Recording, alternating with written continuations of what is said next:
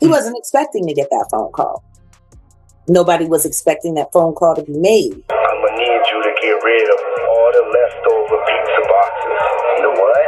All the boxes left over from the pizza. All the boxes. Okay. Make sure you recycle the plastic like we talked about. Is the attorney who made the phone call, and why it was parceled out to social media as paperwork had been served. And I'm not saying allegedly, Sean. And you're lucky I signed the NDAs that I did. Otherwise, I would tell them about all the things that I did with you when I was. All right, fam, let's dive in. It's reportedly a leaked jail phone call involving Diddy that surfaced online and has quickly turned into a major conversation topic. The recording is said to capture a private exchange between Diddy and his son. And listeners claimed some of his remarks sounded cryptic, sparking a wave of questions across social media. This wasn't viewed as just another routine call.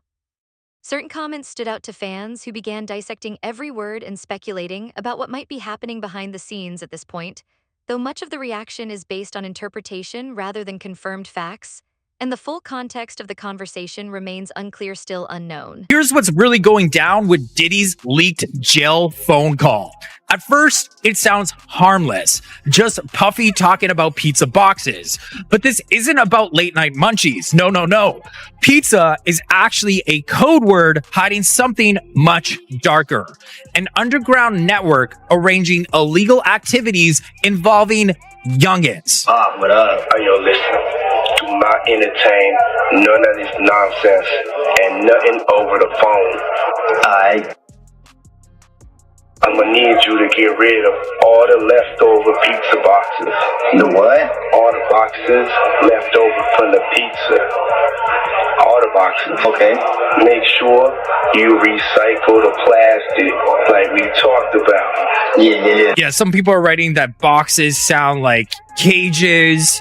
You know, we have somebody talking about how Star Island is right next to a shipping unit and a very short drive from an international airport. And that's where Diddy lives. There's apparently a huge shipping place right near Diddy's home in Miami. And it's also been confirmed that Diddy's mansion did have underground tunnels. And some actually say that they connected to the Playboy mansion nearby. The scary part is that in certain circles, ordering pizza doesn't mean food. It's a way to describe arranging under-the-table deliveries of not-of-age ex-workers, as if they're menu items. Is just as simple as ordering pizza. You could order as fast as 15 minutes. There's ads on social media and even gaming platforms that look exactly like this. You could select what age, height, and other really disturbing facts. Leaked line from a call involving Diddy, get rid of all the pizza boxes, has fans speculating about its meaning. The reference to pizza and focus on boxes has led to theories about hidden items or shipments. Diddy's Miami residence is close to a major shipping port, which could make movement of items more discreet. Observers suggest this proximity enables quick and unnoticed transfers, with packages potentially moving through the area without drawing attention as usual. Private island, shipping container island right across the way. Diddy's island with all of his friends, just a short drive away from a very huge island platform full of shipping containers, and you have to go right next to the Coast Guard. We all know what's been sealed and talked about. What are the odds that this man lives on this island just a short walk away from this entire platform of shipping containers? Come on, what do Diddy and shipping containers have in common? Did anybody else know this? This right here kind of blows my mind, because if I was some star, the last place I'd go put my island is anywhere close to anything like that. So why in the world are these two so close to each other? And what do these and this have in common? And the fact that you have to go right past the U.S. Coast Guard? That's pretty crazy. But hey, Diddy's island that just got raided is a short boat ride away from a whole bunch of shipping containers. Do you see the connection? He says get rid of all the plastic, which has fans speculating. Some think he means party supplies, while others believe it could be something more serious happening going on. Make sure you recycle the plastic like we talked about. Yeah. It's obvious Diddy knew he was going in, and he had all this already set up on the outside for his son. And plastic could mean CDs. if he had some, videos on CDs or videos on flash drives, they're made of plastic. Even hard drives, a lot of them are made of plastic. So that could be what he's referencing. It could be a memory card, SD cards are made of plastic. So all that kind of lines up with what he's trying to say, which is get rid of the footage. It gets even more complicated as Jaguar Wright has claimed that Diddy allegedly possesses recordings involving several figures in the entertainment industry, including herself, suggesting that such tapes may exist. When I said he is the J. Edgar Hoover of hip hop, I meant that. Damn. You gotta He elaborate. got tapes on everybody. No different than J. Edgar Hoover did. Yeah. What made J. Edgar Hoover so effective for the FBI was that he had blackmail, kill files, burn files on everyone. He had the Kennedy family buy their nuts over Marilyn Monroe. That's what he did. That's deep. How was Diddy using tactics any different than that? He was also a cross-dresser and a late night. Kind of like the Diddler. Oh. Sounds like they got them a J. Edgar Hoover and blackface to me. When we talked last time on the virtual, you mentioned who's on tapes and who got tapes out. Yeah. The purpose of having a recorded freak off. Yeah. What does that do for the male? What does that do for the female? Like, some females are cool with it.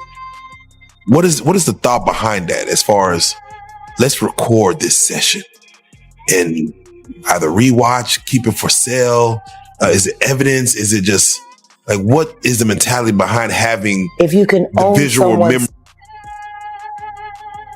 their vulnerability, if you can own that,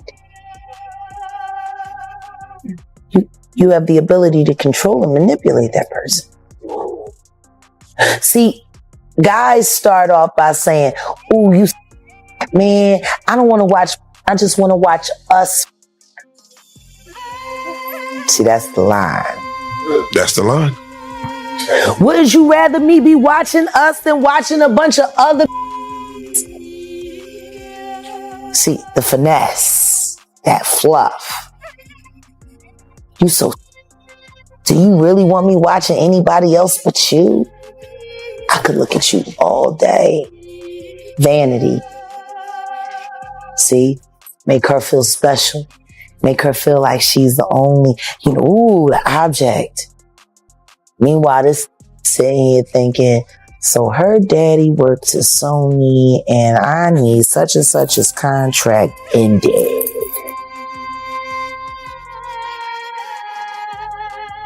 Does it also work this way for men? Absolutely. And it's worse for the men. Women are used to being the victims of, not men. No man walks in thinking that another man is looking at him like a lollipop. Not a straight man. Like I said, there's another tape of me out there. I just don't know where it's going to pop up.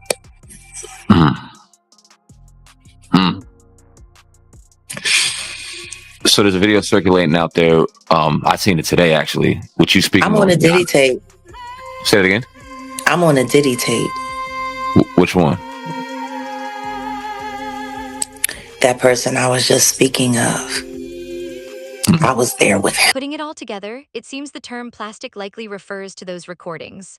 Let's examine the rest of the leaked call to uncover what other insights can be unraveled first. Did Jay reach out yet?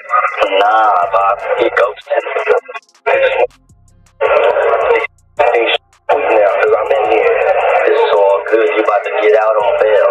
No. Diddy and Jay-Z history, both rising to prominence around the same time. Over the years, several celebrities have hinted that Jay-Z was often a guest at some of Diddy's well-known gatherings. At Diddy crib in LA, this was the beginning of 2020. You know what I mean? Diddy had put everybody else out the crib, like the influx of people he had put them out.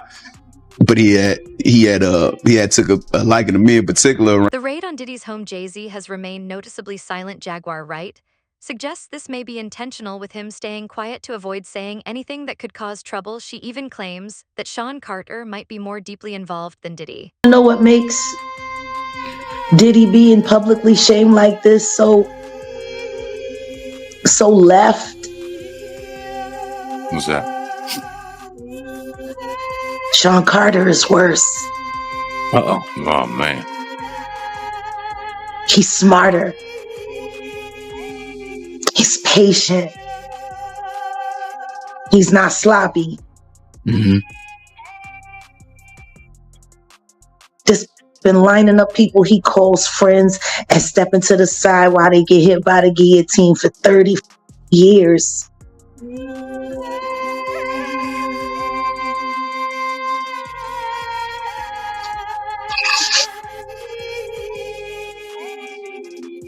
He's worse.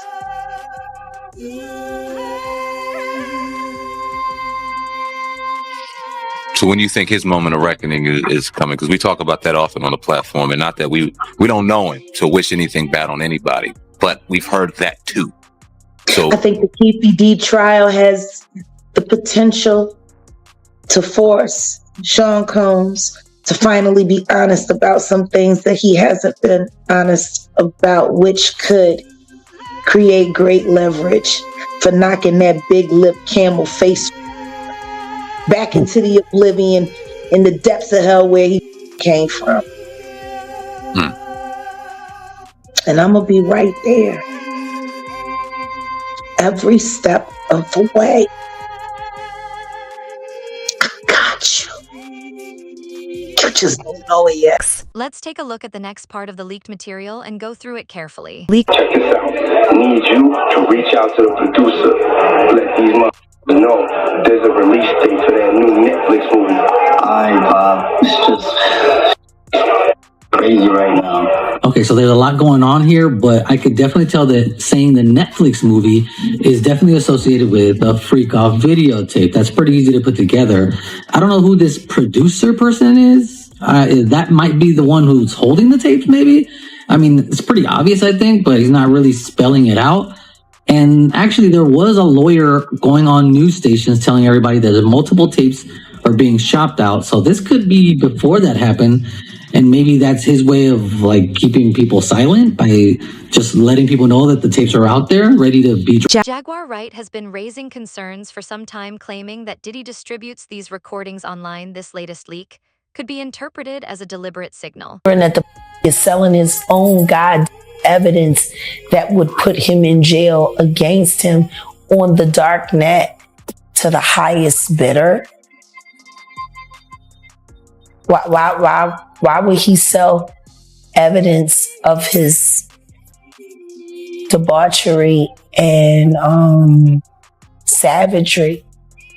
Why would he sell on the dark net his tapes of just terrible?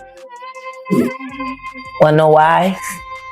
Because he doesn't intend to stand trial. Is he protecting people, or are people protecting him? Oh no, he's selling it because he needs the cash.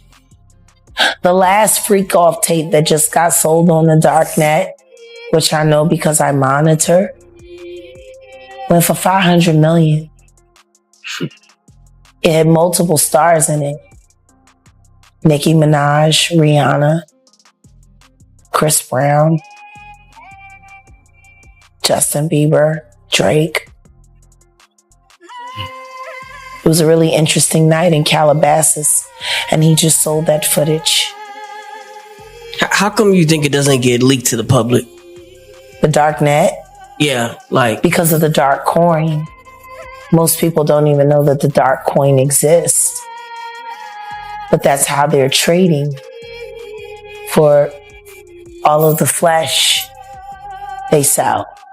Which is why I became so outraged last year when the twins turned 16 and he had them dressed like, and then he auctioned them off as NFTs because the NFT that he sold them to was attached to that dark coin. It was like a promissory note to sell his daughters to the highest bidder.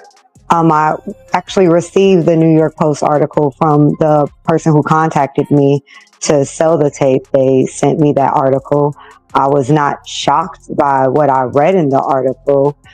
I was hoping that even the client that I contacted would reach out and see and kind of alert that person that this was going on and to possibly help them. The person who has the tape really doesn't want to shop it around. They really want to help and give it to wanted to directly sell it to that person, but it seems as if they are going elsewhere. You know, we know that you've seen the footage. You talked about that last week when you were with us. So, you know, as you know who it is, and I know that you can't tell us who it is for all the reasons, right? But as you know who it is, and as we're moving through this story, and it's starting to really feel like it's unraveling, and you feel bad for the person, and we don't even know who it is there anything more you can tell us about that part of it?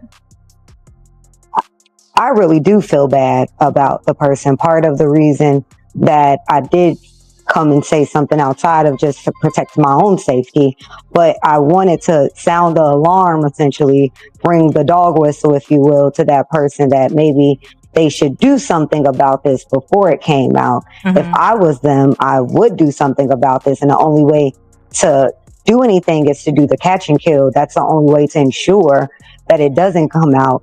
You know, we're taught that God helps those who help themselves. So if we have a situation where that person does have the opportunity to purchase the video, if I were them, I would absolutely purchase the video. Wow. Well, do you think this is going to surface publicly? I mean, are we getting close to that moment? From what I'm hearing, I think so. I'm hearing whispers that there is at least one major network, possibly two, in a bidding war for that footage. So I believe we're sooner rather than later maybe finding out, unless that person comes and purchases the video themselves, which is really the goal of the people who have the video.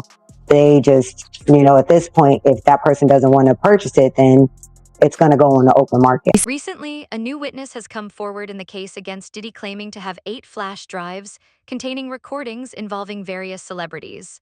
The witness also says they possess a manuscript of the late Kim Porter's memoir, adding another layer of complexity to the situation. Those 8 videos, 8 celebrities, 6 men and 2 women. How many of those 8 celebrities were close to being underage or potentially underage? 2 males. 2 males. And of those 8 celebrities, how many of them were intoxicated or under the influence of drugs? This is going to be all speculation. I just want to preface it by he wouldn't know if they were. Right. Sure. Appear to be. Let me rephrase it. Based on, yes. Understand. Out of the 8 celebrities who were recorded having intimate relations with Sean Combs, how many of them appeared to be either inebriated or intoxicated or under the influence of drugs? All of them. All of them. Out of those 8, how many appear to be potentially victimized? How many might have been victimizing? I think all, to be honest, all. Were victims or victims. were perpetrating? Victims. They were all 8 were victimized. Yeah, meaning this was happening to them and they were inebriated. Right. Not knowing, I guess, how much proof it was in it, what they was doing. And of those 8, how many seemed to be potentially minors? 2 to 3, possibly 3. 2 to 3. Also on the flash drives, Courtney, was what looked to be a manuscript written by, it appears to be a woman who had taken Kim Porter's private journals and had written a book. Is that accurate? We don't know. I don't know how. Yeah. I don't know how, who wrote it, put it together, but it was from her when I spoke to her. What you received on the flash drives, was it the completed book or was it notes from Kim Porter that later were made into a book? It was completed. It's only 60, it's only about 54 pages. Sure. And in the beginning, it says, Kim made me promise that if something happened to her, I would make sure this book became public to the world. The way Sean moved, I knew that was a promise I would have to fulfill. Kim knew I was a woman of my word, and this book was going to make it to print. So it sounds like it is a woman who wrote up the notes from Kim Porter. Does that sound accurate? It's how you read it, yes. I haven't even read the book. Do you know who the woman is? No. And to be clear, he received it in its complete form. So I think just to make sure we have some clarity here, the manuscript that Mr. Burgess received was already in its complete form. It's not that he edited it or changed anything. Your it. He did give it to someone Makes else sense. who then edited it, but that's not how he received it. Okay, so Ariel, did your client Courtney receive the book from the woman who seems to have written it, saying, "I'm a woman of my word, and this book is going to make it to print"? I don't know if he received it from a man or a woman. He can answer that. I received it from a man. I tell you, somebody she was dating. Do you know if the notes from the book really were from Kim Porter? It was, yes, because I spoke to her probably like 6 hours before I got it, received it. You spoke to Kim Porter? Yes. So Kim Porter. Just saying hi. Okay. Just saying hi. Didn't Okay, Ariel, go ahead and give me clarity on the timeline. No, I'm trying to get him to provide clarity of, was there a conversation with her? I was talking to the person and he said, hold up, this is Courtney, be right here. Let me say something to him. He said, I know him, put me on speaker. Then that's how we end up speaking. And then later, somebody brought somebody else came and brought you the manuscript. Right. Before I left ATL. She has expressed skepticism about the official account of Kim Porter's passing, calling it too convenient. She points out that nearly all the original founders of Uptown Records are gone, leaving only Diddy. She questions how someone with access to top-tier healthcare could die of pneumonia and suggests the real reason might be connected to a tell-all memoir Porter was reportedly working on, which is now said to be in Courtney's possession. Thinking to myself the other day, Uptown Records started with 5 people. Andre Harrell, I'll Be Sure, Heavy D, and Puffy. And Kim was the longest working employee because she was there from the very beginning. She was Andre's personal assistant. Mm-hmm. Kim is dead. Heavy D is dead. Andre Harrell is dead. The only 2 left are Puffy and Al almost died. Isn't that interesting? That is interesting. Heavy D was found dead, face down in the heart attack. Andre Harrell, heart attack. Kim died from pneumonia, but there's the first coroner's report that said that she died. It was ruled a homicide, and they found toxins in her body to prove that she had been poisoned. You know, they have poisons that create heart attack and pneumonia-like symptoms. And then right after that, Al had a meeting, and I was going to meet up with him because we were in Vegas. And then the next thing you know, you want to know what they all had in common, though? The survivors and the late of Uptown Records, they were all writing tell-all books. Mm-hmm. Andre was writing a book right before he died. Heavy D was working on a book before he died. Kim Porter was working on a book before she died. And Al B. Sure was working on the documentary of his life. And then he goes into a coma. Has Puffy ever been in a coma? Has anything happened to him? He must be the luckiest mother, because it seems like everybody that worked at Uptown Records from the very beginning is gone. Just him. I guess Al disappointed you. You know, I speak for a reason. When you see this bullshit motherfucking game, people that you love, that you like, you know, it's too many coincidences.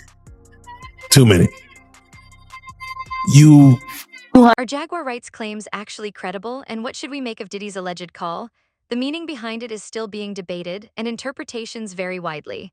What's your take on everything being said? Drop your thoughts in the comments and follow for more updates as this story continues to unfold behind the scenes.